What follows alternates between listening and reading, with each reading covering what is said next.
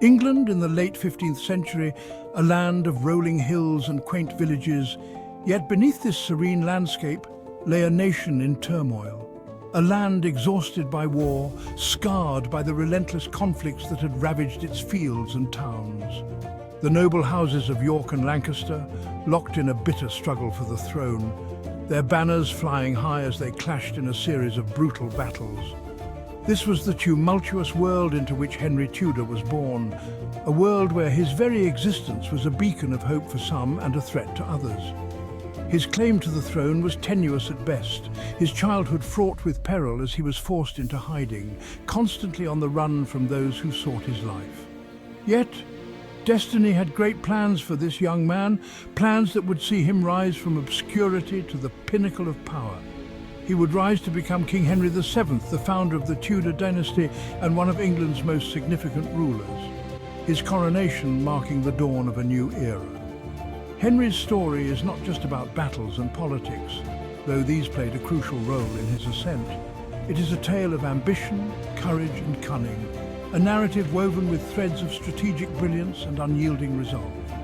It's a story about seizing opportunity amidst chaos and forging a new destiny for a nation, a tale of building a legacy brick by brick, battle by battle.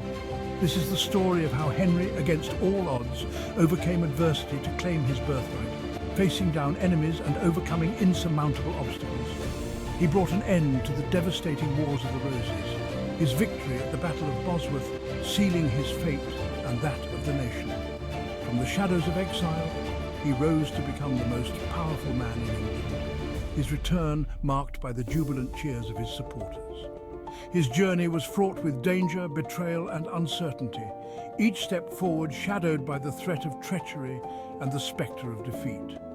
But through it all, Henry displayed a remarkable tenacity and an unyielding determination to win the crown. His perseverance a testament to his indomitable spirit.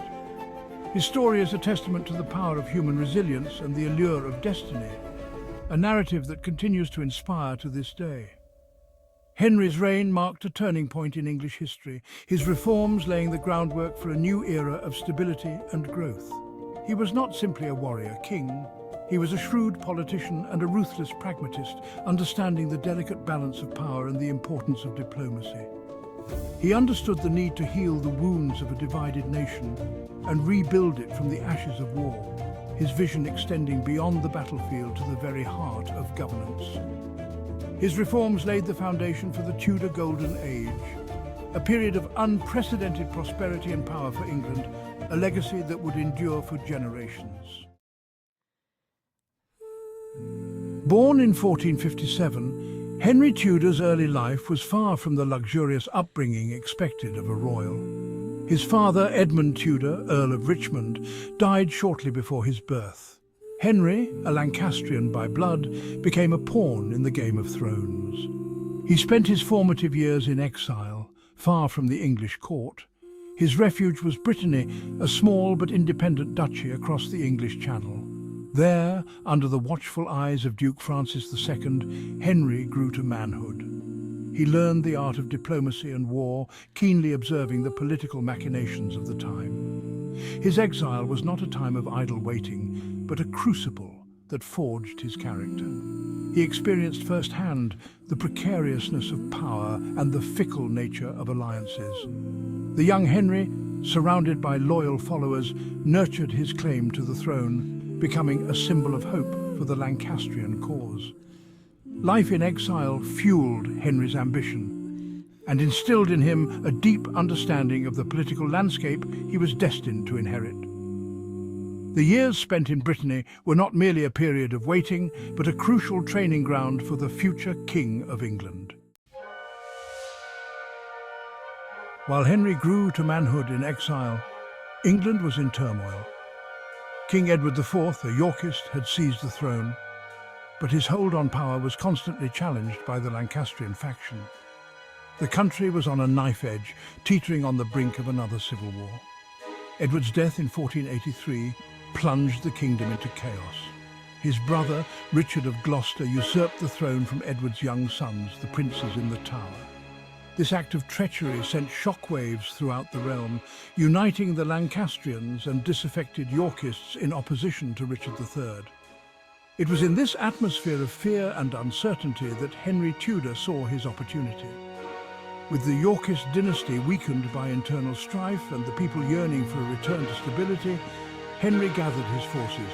He set sail for England, his sights set on the ultimate prize, the English crown. The time for diplomacy was over, the battle lines were drawn. Henry landed in Wales, rallying his troops and those loyal to the Lancastrian cause. A showdown with Richard III was inevitable, a clash that would decide the fate of England and the destiny of Henry Tudor. Section 4. Bosworth Field, a Day of Destiny. On August 22, 1485, near the small village of Market Bosworth in Leicestershire, the future of England would be decided on the field of battle. This day would mark a turning point in English history, a day when the fate of the nation hung in the balance.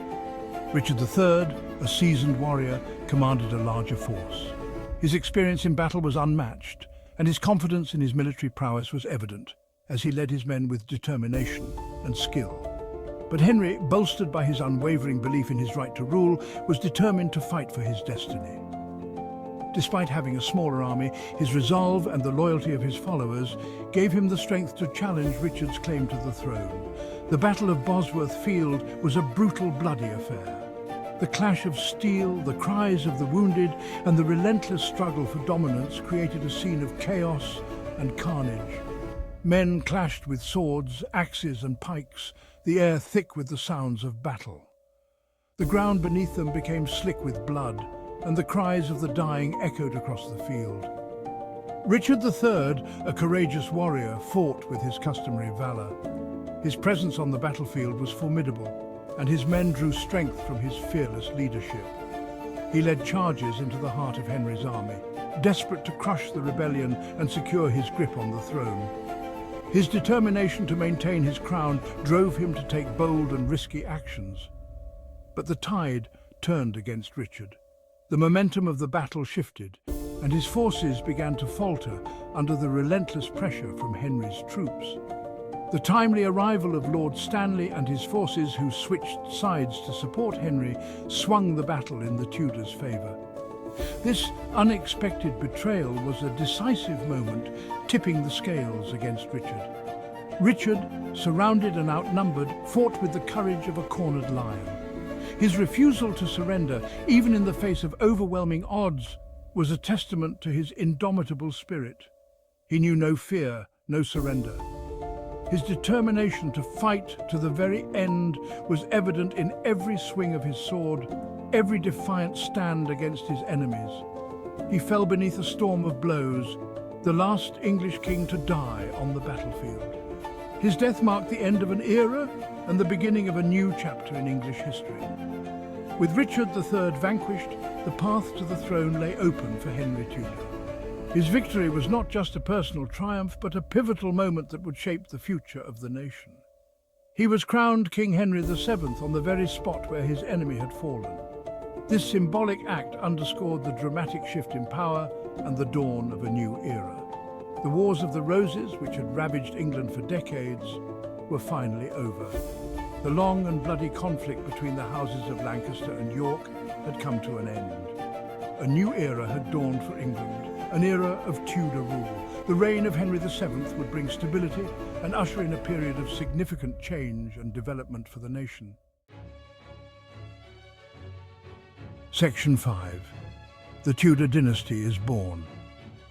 Henry VII's victory at Bosworth Field marked the beginning of the Tudor dynasty, a lineage that would rule England for over a century.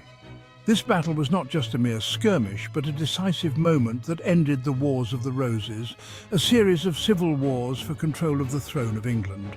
To solidify his claim to the throne, he married Elizabeth of York, daughter of Edward IV.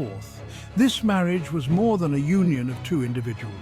It was a strategic alliance designed to bring peace to a war-torn nation.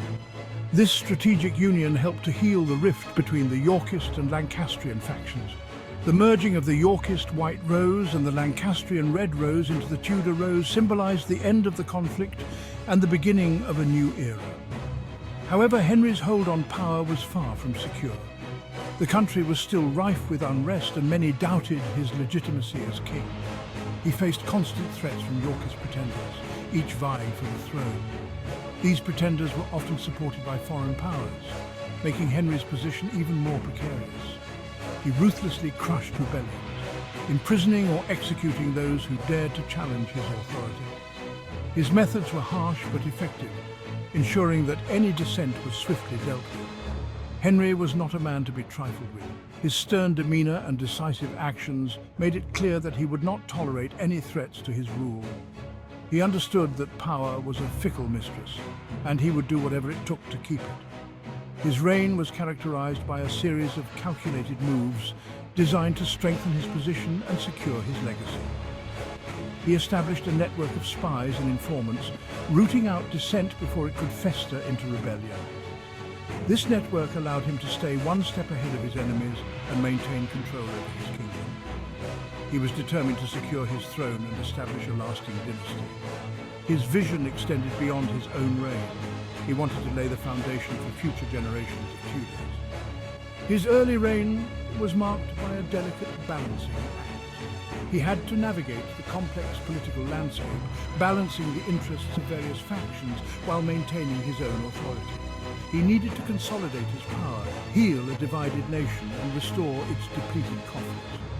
His financial policies were aimed at stabilizing the economy and ensuring the prosperity of his kingdom. He was a pragmatic ruler, focused on strengthening the monarchy and securing England's place on the European stage.